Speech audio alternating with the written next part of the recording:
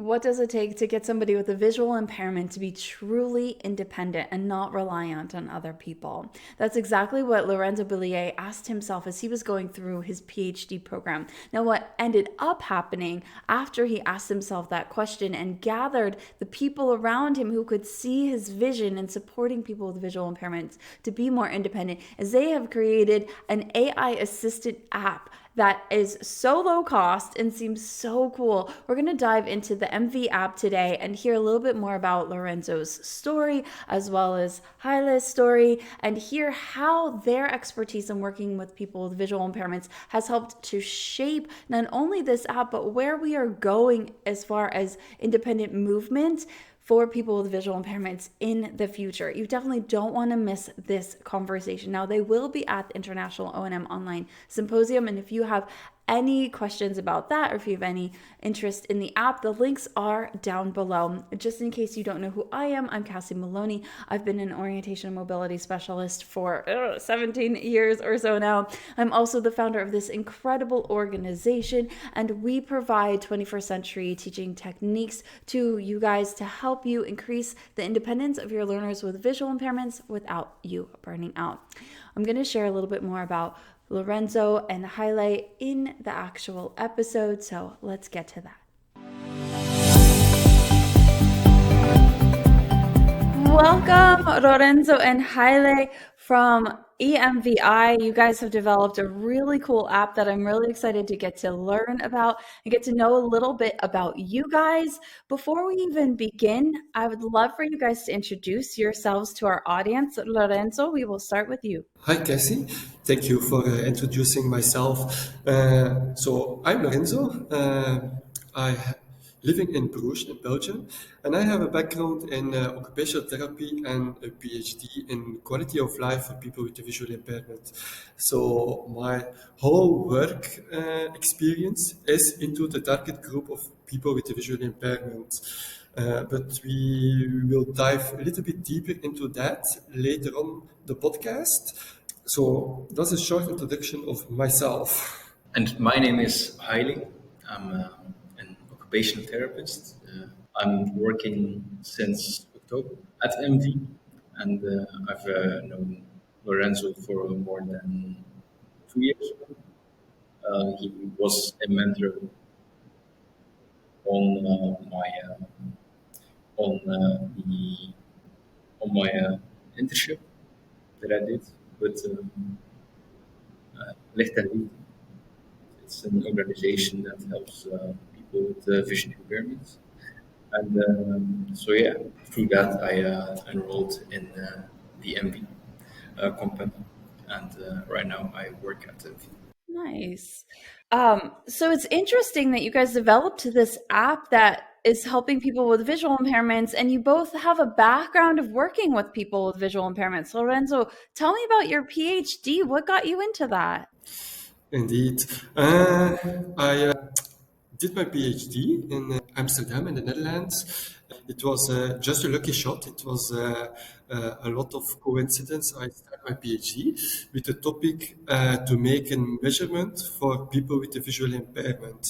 And that was also the start of the EMVI application, because I did research about what are hindering and stimulating factors for people with visual impairment. We did it worldwide, so we interviewed 850 people all over the world, in the US, India, Nepal, Belgium, Germany, France, South Africa, just name a country, and we did an interview there, but also with healthcare professionals. And we collect a lot of data. We have two big questions that is always present by people with visual impairment. First of all, they always need help of someone else by doing stupid daily tasks. It's going from, the cleaning lady leave the house and they need to search for the keys, till going outside to the shop to find their grocery. And the second thing was the lack of non-verbal communication. So that were the two main topics, and actually the start of EMVI, because we want to solve these things. by using an application and make people less dependent of others. Nice. And you're calling your app EMVI, and I keep calling it EMVI. So I apologize about that. I think this is not the first app where it came to America and we're like, oh no, no, no, no. We've got this name figured out. You inventors, you don't know. Yeah. No, it's actually it's EMVI, and the reason why it's an acronym for empowering the visually impaired. Empowering VI, visually impaired, and .ai because it's an AI application. Perfect. And it's So oh, no, you will not forget it. yes, and it's easy to Google too. As soon as Yeah, I mean, indeed. maybe because I've been on your site quite a bit lately, but I just pull it right up. So I love the mission behind empowering people with visual impairments. Highlight, how does being an occupational therapist come into play when you are developing an app for people with visual impairment? Well, the goal is to help them to promote their and to make their life easier. And with an app like EMVI, you can they can use it to make everyday tasks, daily tasks such as reading, scanning a document, also using it when they try to use public transport, for example, the bus. So by taking pictures, they get a clear description of what they're looking at, and through that, they are able to make better decisions also, and to make their life easier. I think it's also important for an occupational therapist to empower people in their strength. And by using the application, they can live independent of others. And it makes the community a little bit more inclusive. They don't need the help of others to do daily things. And I think this is also something that occupational therapists are trained for, empower people and make them, just search for the best in them and make that they can live independent. Yeah. So we keep kind of talking about this app and we're starting to go down that path. Talk to me about the app in general now, so that way, as we move on in this conversation, we have more of an understanding of what we're talking about. I think it's important to know the app is a AI visual assistant. So you just need to see it. It's an application on your smartphone that is looking with you to the environment. So you have your assistant always with you because most of us have always our phone with us. Uh, and you can use the camera on the back end just to look with you to the environment. And it's built with a conversational model. So the idea after the app is you can talk to your phone, and by talking to the phone will give you information what he sees. So you can ask for very broad things, then you will have a very broad answer, or you can just shoot a very specific question and you will have a specific answer, so a very short answer. So that's mainly the basic idea after the application. We make it also on both platforms, on iOS and Android, because we know also from my work experience, a lot of people started by using the iPhone, but now we see a little bit more switch to Android because sometimes it's cheaper, it's okay to use that. And that was also important to make the application on both platforms, and it must be identical. So you don't have extra features on one platform you don't have on another one. So if you use it on an iPhone, it's exactly the same on an Android phone. So if you use it on Android, it's exactly the same on iOS. Uh, so that's actually the main idea after the application. Also, the application is very simple designed. So the user interface consists of 3 pages right now. For the latest update, it has a photo function, reading function, and a function where you can ask, where you can give instructions.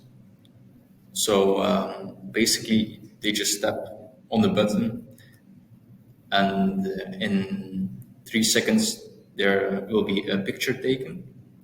And afterwards, you will give an instruction such as what am I looking at? And EMVI will give you a clear description of what you're looking at.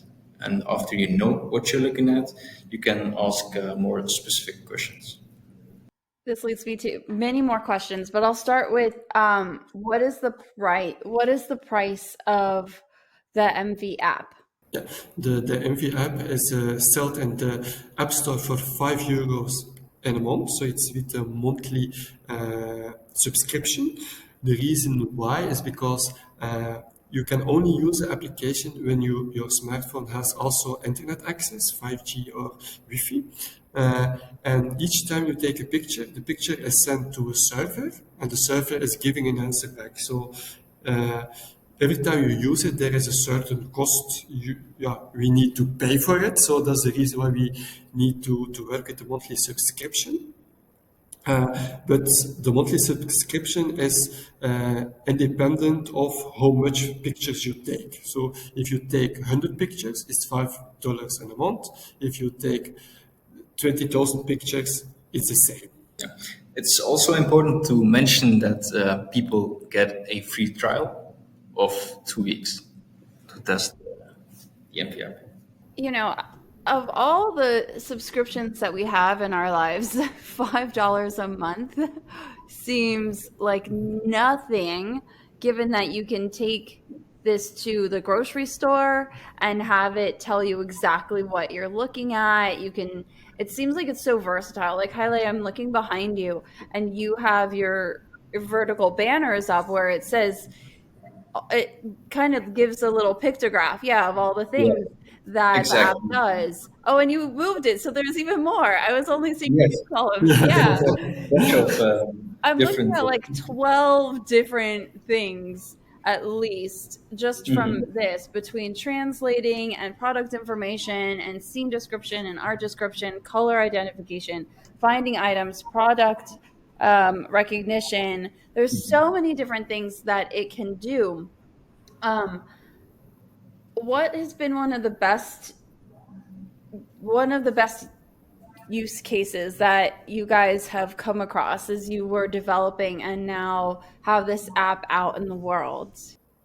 This is a difficult one. The best use case, because there are a lot of things that are quite okay, quite perfect in the application, but maybe for me, it's the mobility case, because mobility is a hard one to solve, and I mean more specific the last mile. So you can take the bus and then using it in GPS and things like that. But if you arrive at your place, it's sometimes difficult to find the right host, because you don't see the number of the host, or you don't know how do I need to enter the host, or if you need to take the bus, what is the bus number on it, and things like that.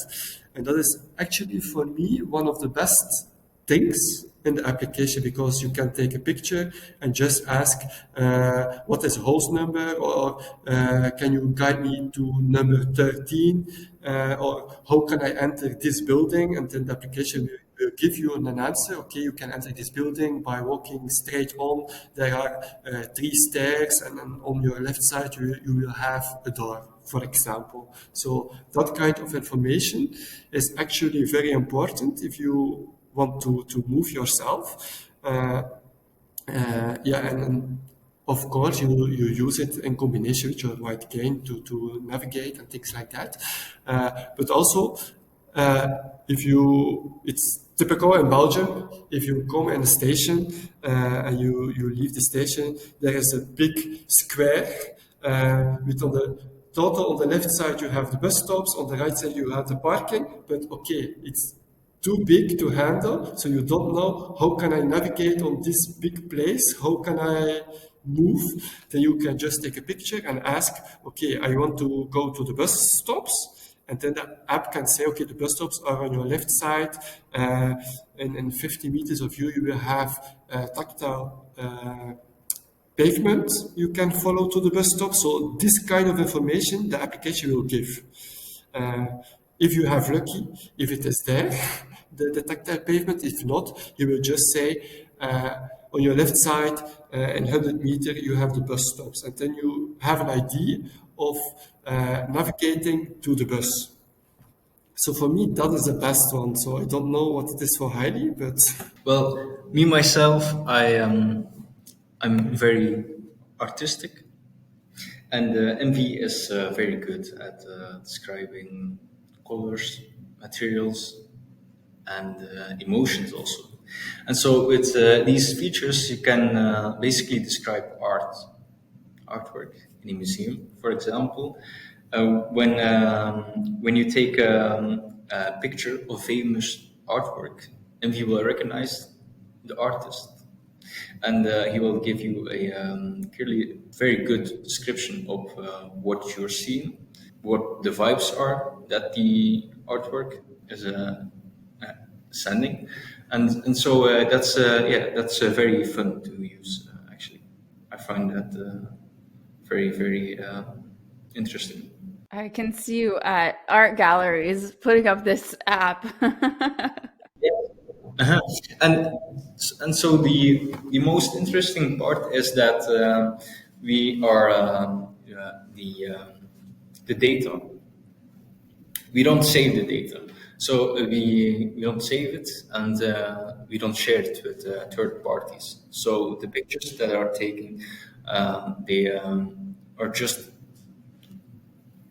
analyzed by AI to formulate an answer on your question, and afterwards it gets deleted. So it's great to use it in a museum. Yeah. Okay, so here's a question that keeps coming up for me in my head. A lot of my learners who would benefit from this don't have the best picture taking abilities, right? It's a skill that's kind of coming along, especially after the advent of QR codes and whatnot, but we're still not there yet. What would you say to that aspect? So say I was at a train station and I wanted to know where the trains were, but I take a picture of the bathrooms, what happens then? yeah, I take this one.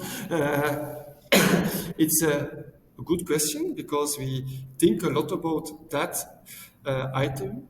Because from my work experience, I heard that a lot. Because we don't see it, we cannot take a picture of it. So most of the time, the advice is just if you take a picture, just hold your phone on your breast height and make the picture. And the AI is seeing 180 degrees, so he can see everything in front of you. And the way you formulate your question will decide what kind of answer the AI assistant will give you. So in the beginning, it's a little bit training because you just need to know what kind of question do I need to ask to the visual assistant. But I will just take my example of the bus stop. So if you leave the station, you just hold your phone on breast height, you take a picture, then he can see everything in front of you. And if you ask where is the bus stop, the AI will analyze the picture, and then by using the word bus, he will know, okay, I need to focus on that part of the picture and give information of that part. So all the rest, the parking and other things, he will just skip it. And then that's the way you can use it the same. Because we have also a function to read, so making a picture of a menu card or things like that. It's the same. If you take a picture of a menu card, just hold your phone on breast height while you are sitting, and the question will decide what kind of information the application will give. For example, you can ask describe, then he will describe everything. The glass in front of you, maybe flowers, pepper, salt, all the stuff that is on the table. But if you shoot a question, what's on the menu? He will narrow down the model only to the menu and start reading the menu. Or you can just ask, give me all the things with fish on the menu. He will look into the menu, it's very specific to the fish dishes, and only read the fish dishes for you. Same if you ask, give me only the main courses, he will focus on the main courses and not on the desserts or the drinks that on it. So it's a little bit training just to know what kind of question you need to ask to the visual assistant. But the starting point is always just hold your phone on breast height, just in front of the side you are looking to make the picture. And then you can ask what you want and the model will filter the stuff on the picture. Yeah. This brings up two things for me. But I want to clarify what you're saying. You're saying at the best height. Is that what you're saying? Or like you're saying a word that I can't fully understand. Chest. Yes, yes, yes. Okay, just like the Occo app we would do. That's what we're finding. Yeah, yeah. Okay.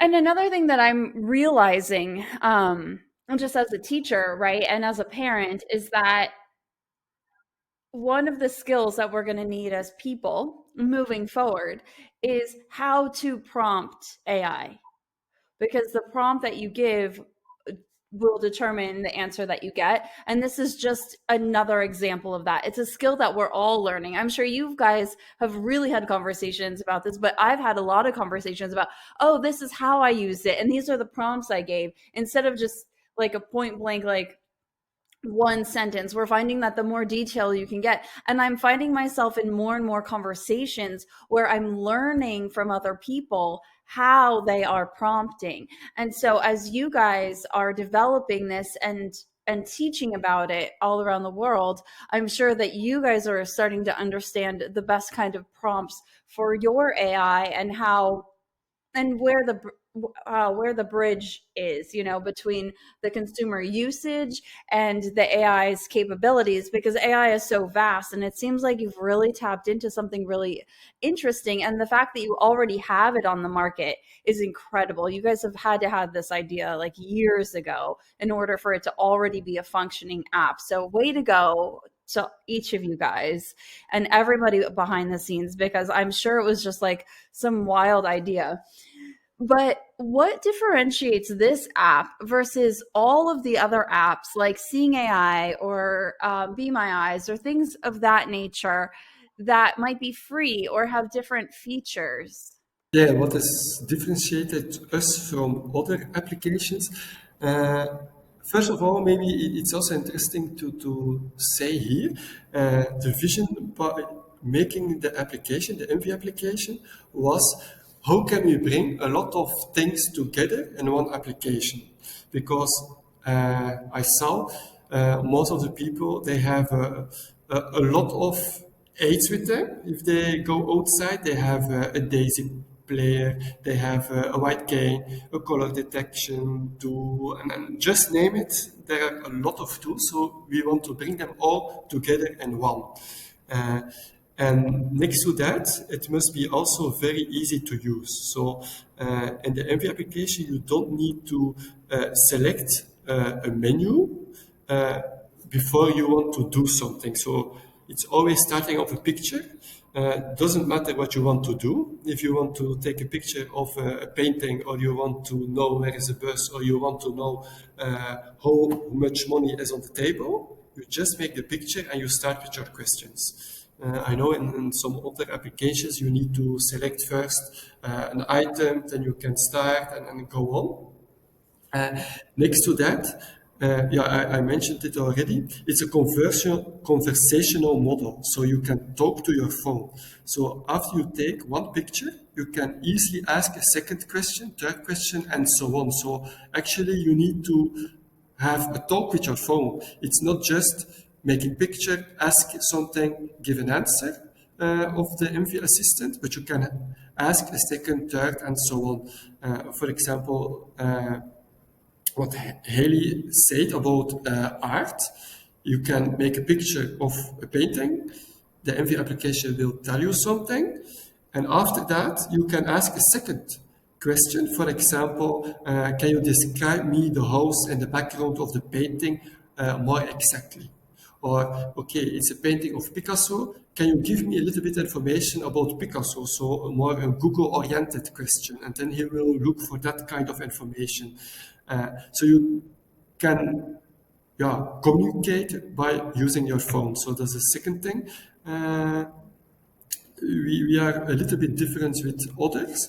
So a very simple user interface, such as Lorenzo mentioned, and also or data. We don't share data or save data.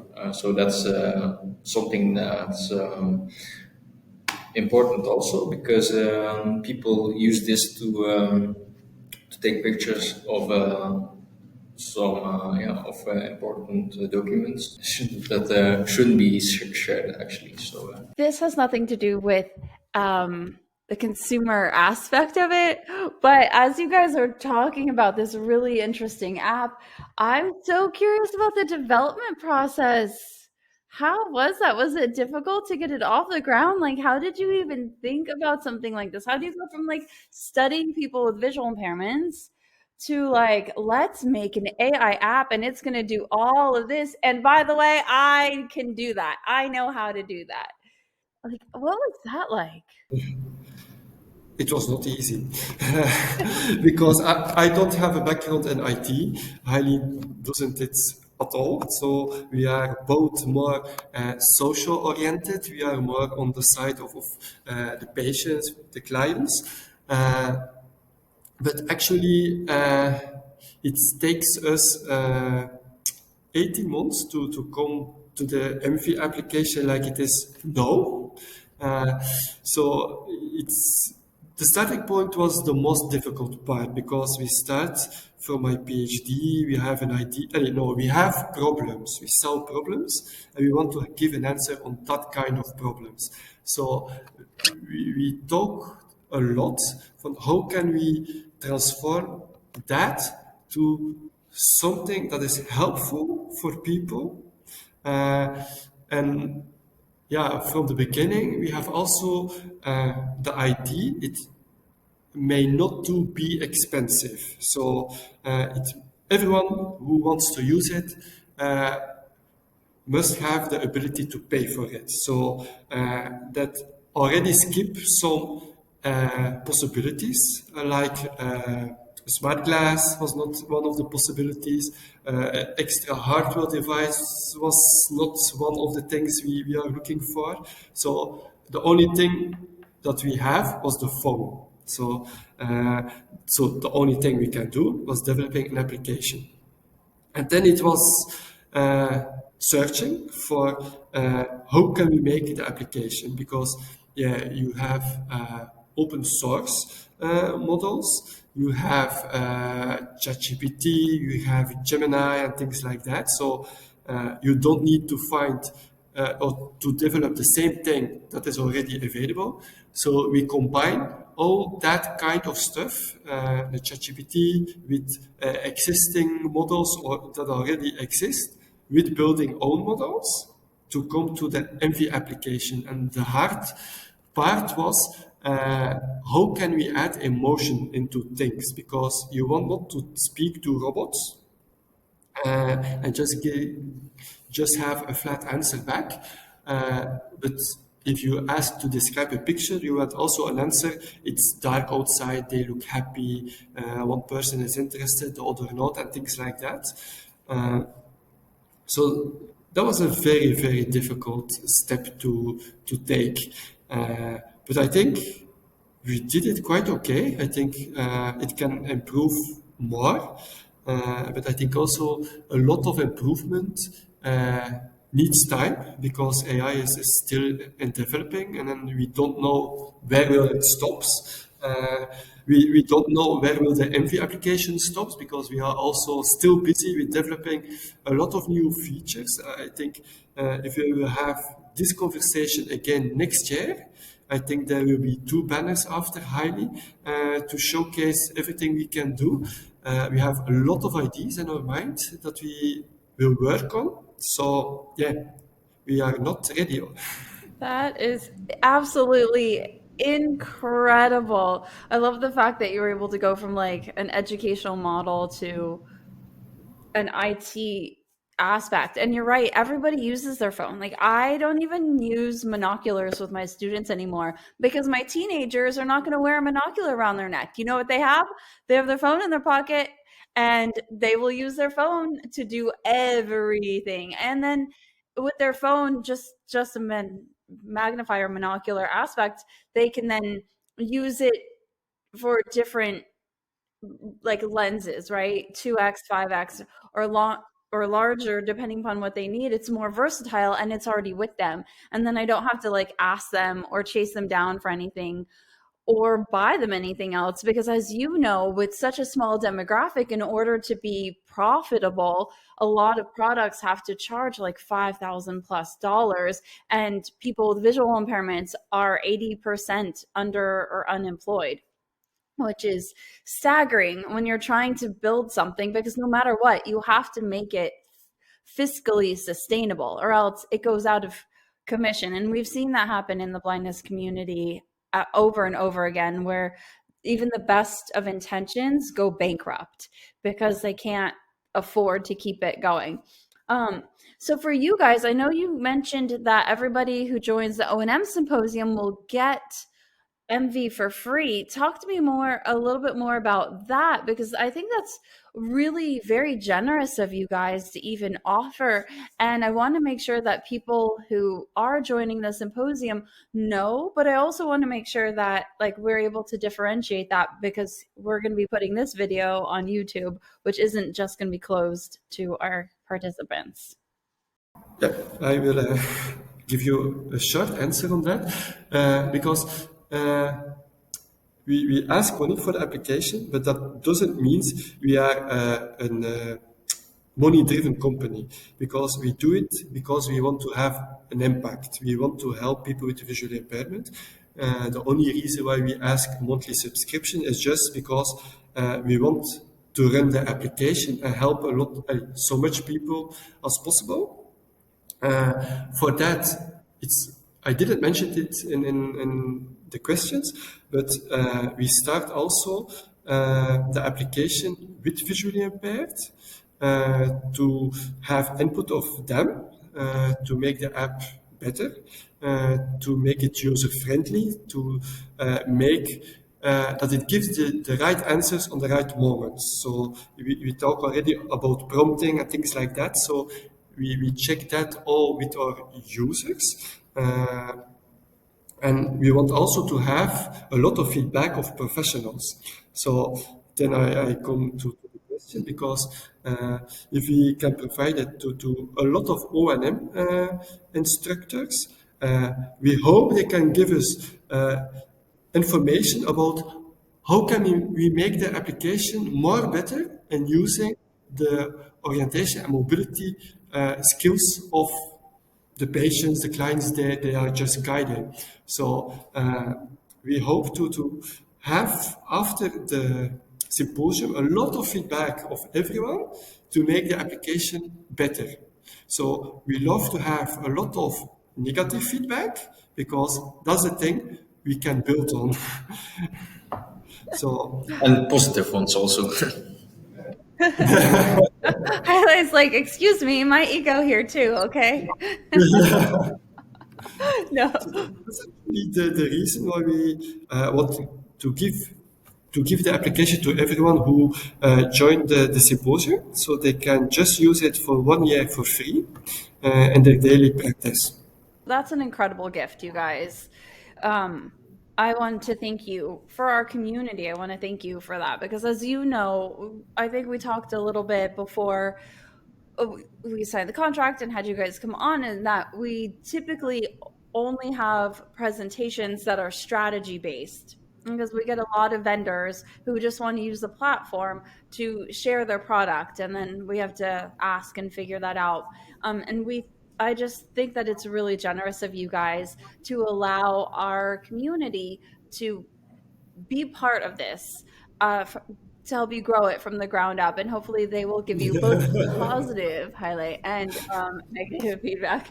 But Lorenzo, I totally get it. I tried to get our community to give Yeah. me negative feedback, and it's like they're like, I like you, I don't want to say anything bad. I'm like, we have to get better though. Like, you guys, I'm not here for me, I'm Yeah. here for you. And granted, I do think that we all have to make a living, right? I urge my teachers to ask for pay increases if they're contract staff, or find other ways to make money or have a side hustle.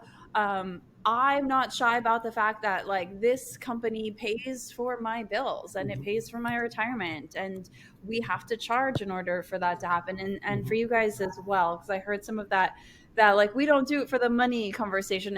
And granted, we are in special education, we don't do it for the money, but we have to eat. And my kids, when they wear their shoes out every 3 weeks, they need new shoes. And the store does not allow me to pay in my good graces to the blind community. So, um, I do want to wrap up here. This has been a really interesting conversation, and I can't wait to get to actually see this app in action so that I can start to put it into use with my own students. I love the fact that we're getting to learn from you in January, which is like so exciting. We're going to be off to the races, and when this video airs, it'll already be January in and of itself. But at the end of January, we'll be running, and I'm really excited to get to learn from you at the O&M Symposium. But my final question to each of you guys is, if you were to give one piece of advice to our community of orientation and mobility specialists, or any teacher at all, in order for them to become better teachers and take a step forward, what piece of advice would you give them? My advice would be just use new application into your trainings. Don't be afraid of them. So the white cane is very helpful, but I think in future there will be a lot of helpful applications on smartphone or other devices. Just try to integrate that in your training course. Nice. Haile? Yes, I think it's a great advice,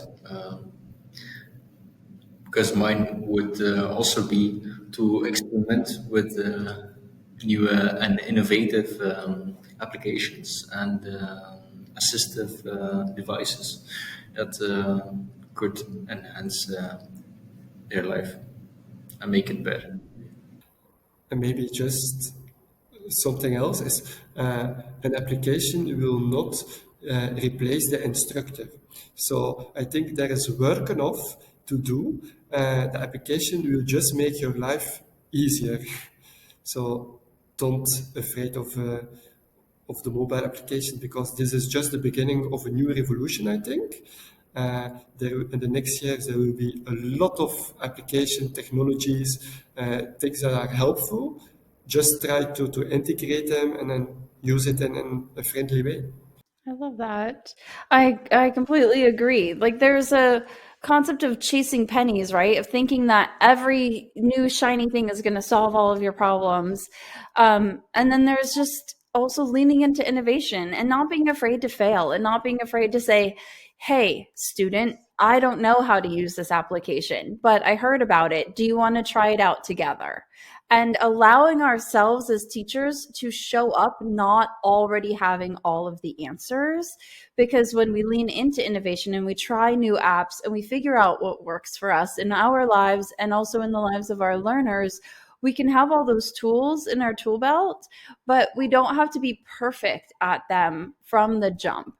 And I absolutely love what you guys had to say. Thank you both so much for coming on to this video podcast.